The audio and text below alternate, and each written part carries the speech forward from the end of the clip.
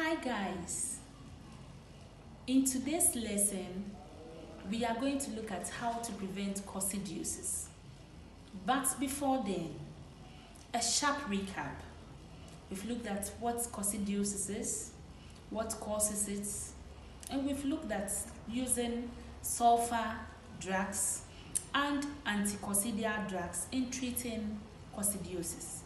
Today, we are going to look at how to prevent coccidiosis in our farms.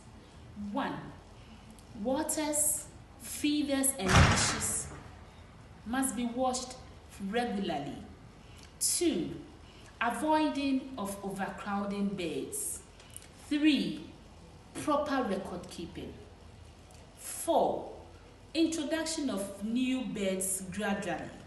And the 5th thing is we must ensure proper hygiene and practice biosecurity. Biosecurity are the measures aimed at the spread and the introduction of diseases or harmful organisms onto our farm. How do you do or practice biosecurity? Creating of disposable water baths, minimizing how visitors visit our farms.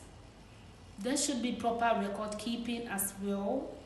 Sick birds and inactive birds must be culled out of the flock to prevent contamination of other birds.